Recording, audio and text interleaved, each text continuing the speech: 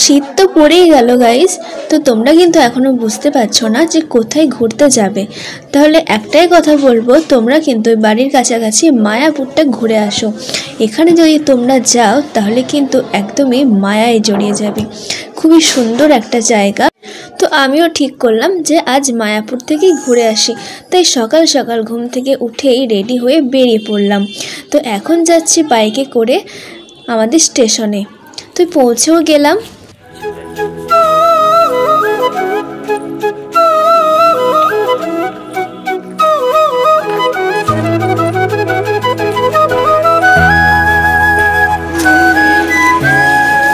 আমরা এখন বাজারসো স্টেশনে বসে আছি।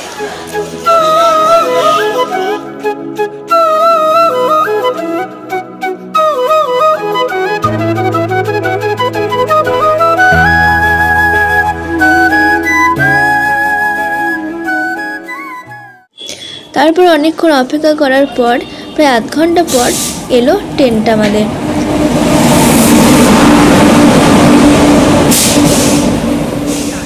আমাদের শক্তিপুর থেকে মায়াপুর যেতে কিন্তু বেশি টাইম লাগেনি, কারণ শক্তিপুর থেকে মায়াপুরটা অনেকটাই কাছে। মোটামুটি 1.5 ঘন্টার মধ্যেই কিন্তু আমরা ঘাট পার হয়ে মায়াপুর পৌঁছে গেছিলাম।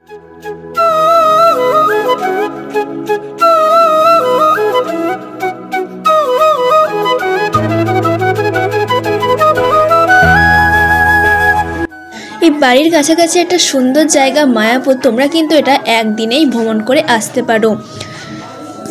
আর খরচও কিন্তু খুবই কম। আর যদি তোমরা মনে করো যে ওখানে থাকবে, থাকার জায়গাও অনেক, আর মানে হোটেলের ভাড়া কিন্তু খুবই কম আর খুব সুন্দরও হোটেলগুলো। তো তোমরা মায়াপুরে কোথায় থাকবে এই সমস্ত বিস্তারিত তথ্য কিন্তু তোমাদের ভিডিওতে দেব, তাই ভিডিওটা কিন্তু শেষ পর্যন্ত তোমাদের অবশ্যই দেখতে হবে। তো আমরা ট্রেন থেকে নেমেই টোটো করে নিলাম ঘাটে যাওয়ার জন্য। এই স্টেশন থেকে ঘাটটা কিন্তু এই কিছুটাই রাস্তা, মানে মোটামুটি 10 মিনিট মতো। তো চলে এলাম, দেখো, আর ঘাটের কাছে কিন্তু এগুলো বিক্রি হচ্ছিল। তো তারপরে আমরা লঞ্চে যাবার জন্য টিকিট কাটলাম। তোমরা এখানে লঞ্চেও যেতে পারো বা নৌকোয় করেও যেতে পারো। মোটামুটি এখানে বেশিরভাগ লোকে লঞ্চেই যাচ্ছে। তো তোমরা যদি লঞ্চে যাও তো টিকিট কিন্তু এক একজনের 10 টাকা করে। তো আমরা এখানে লঞ্চের জন্য ওয়েট করতে লাগলাম, কারণ প্রচুর ভিড়।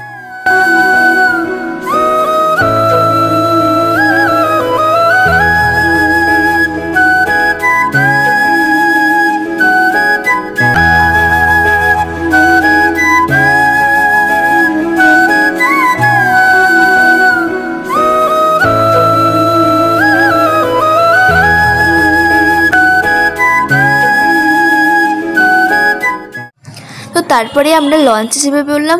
আর লঞ্চ থেকে কিন্তু ওই দেখো মন্দিরটা কিন্তু সুন্দর দেখা যাচ্ছে দূর থেকে। তো এই দেখো কিছুজন নৌকোতেও গেছে, আবার কিছুজন লঞ্চেও গেছে। তো আমরা লঞ্চে চেপে পড়েছি। আর এই লঞ্চ থেকে তোমাদের দেখাবো যে এই নদীটা দুটো ভাগ আছে, একটা কিন্তু গঙ্গা আর একটা কিন্তু যমুনা। অনেকে কিন্তু বলে আবার রাধা কৃষ্ণ, কারণ একটা কালো জল আবার একটা সাদা জল, তাই সবাই রাধা কৃষ্ণও বলে। তো ঠিক জানি না কোনটা কি বলে। তো তোমাদের গঙ্গা যমুনাই বলে দেখাচ্ছি যে হোয়াইট কালারের জলটা কিন্তু গঙ্গা তোমাদের, আর ওই যে দূরে দেখা যাচ্ছে ওটা হচ্ছে যমুনা, ঠিক আছে। তো এই দেখো ব্ল্যাক কালারের জলটা কেমন, দেখো মানে দুটো জল কিন্তু পাশাপাশি আছে, তবু কিন্তু মিশছে না। এটাই একটা রহস্য যে দুটো জল কেন মিশছে না, এটা কিন্তু আমরা কেউই জানি না।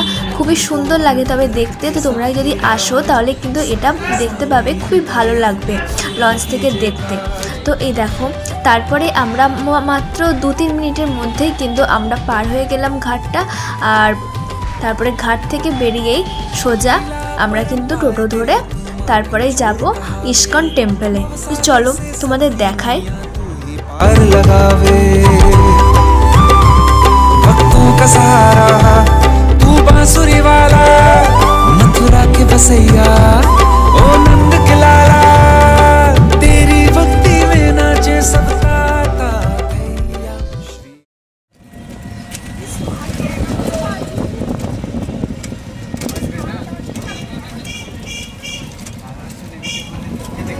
मंदिर में सजे बिहारी,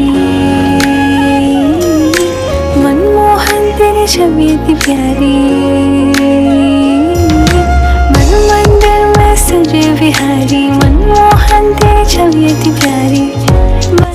এই যে আমরা চলে এসেছি ইসকন টেম্পল।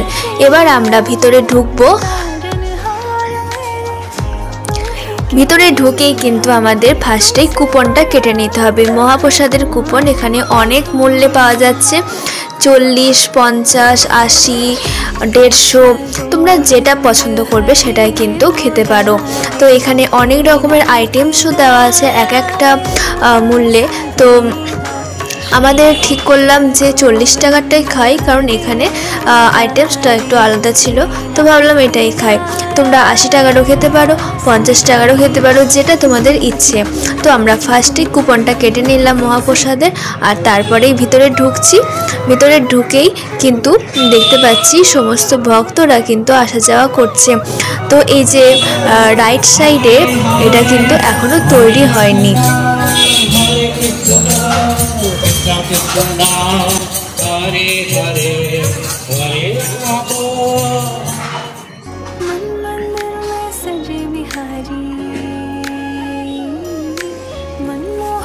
তো তারপরে আমরা দেখতে লাগলাম যে বসার জায়গাটা কোথায় আছে, কারণ এখানে বসে আমাদের কিছু খেতে হবে। তো দেখতে পেয়ে গেলাম একটা খুবই সুন্দর বসার জায়গাও এখানে আছে। তোমরা চাইলে খাবারের জন্য এখানে বসে খেতে পারো বা একটু রেস্টও করতে পারো।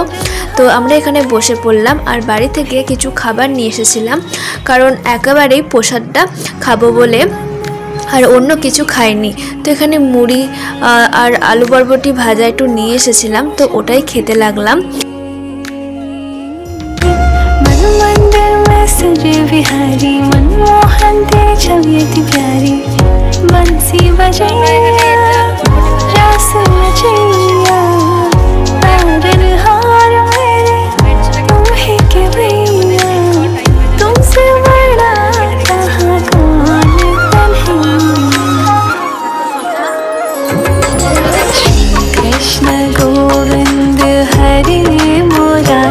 তারপরে খাওয়া হয়ে গেলে আমরা চলে এলাম একটু ঘোরার জন্য।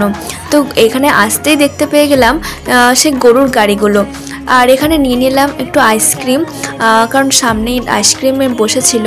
তো নিয়ে নিলাম এই চকোবার, এখানে ভ্যানিলা আইসক্রিমও নিয়ে নিলাম। আর তারপরে দেখতে পেয়ে গেলাম কিন্তু একটা থিয়েটার।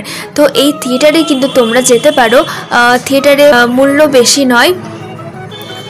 তো এখানে এই থিয়েটারে কিন্তু ঠাকুরের সমস্ত শো কিন্তু দেখানো হয়। আমরা গেছিলাম যেদিন, সেদিন কিন্তু সমুদ্র মন্থনের শোটা হচ্ছিল।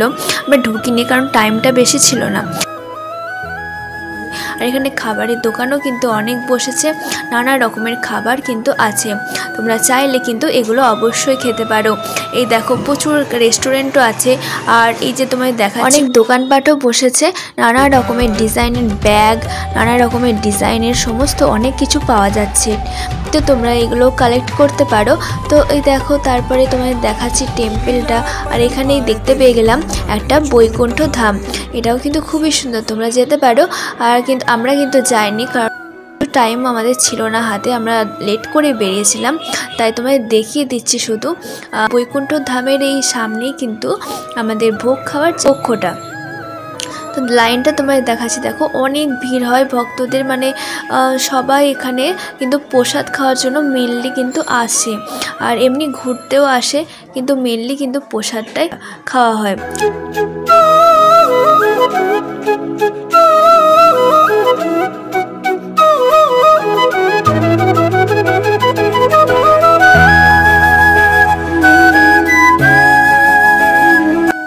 প্রসাদ খাওয়ার টাইমটা কিন্তু 4টে পর্যন্ত, বিনামূল্যেও খাওয়া হয়, সেটা তোমাদের পরে দেখাবো।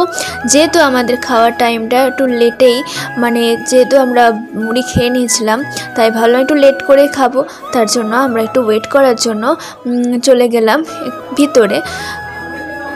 চলো তোমাদের দেখাই জায়গাটা কোথায় আমরা বসবো।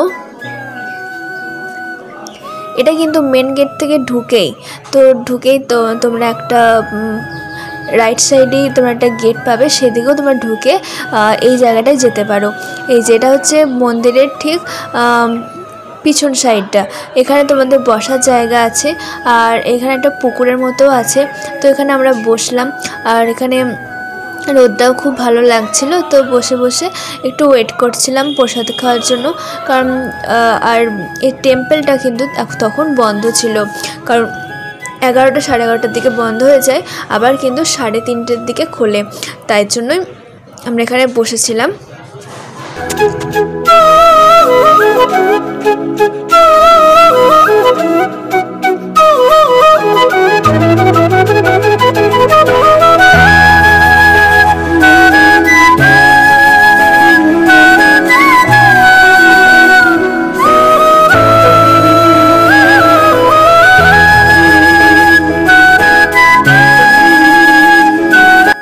একটু বিকাল হলে কিন্তু এই পুকুরের মাঝখানে যে ফোয়ারাটা জায়গাটা আছে সেখানে ফোয়ারাটা চালু করে দেয়, তখন দেখতে কিন্তু আরোই সুন্দর লাগে। তো তখনকার দৃশ্য তোমাদের দেখাবো। এখন আপাতত চলে এলাম ভোগ খাওয়ার জন্য লাইনে। এখানে লাইনে আবার 10টা পাক ঘুরতে হবে কিন্তু, কারণ 10টা পাক ঘোরার পরেই তারপরেই লাইন শেষ করে আমরা ঢুকতে পারবো। তো এই দেখো লাইন শেষ করে চলে এলাম প্রসাদ কক্ষতে। একটা সাইডটা পুরোই ভর্তি ছিল, খাওয়া দাওয়া হচ্ছিল, আর একটা সাইড ফাঁকা ছিল। তো চলে বসে পড়লাম ভোগ খাওয়ার জন্য। আর দেখো তোমাদের কি কি আইটেম দেয় ভোগে।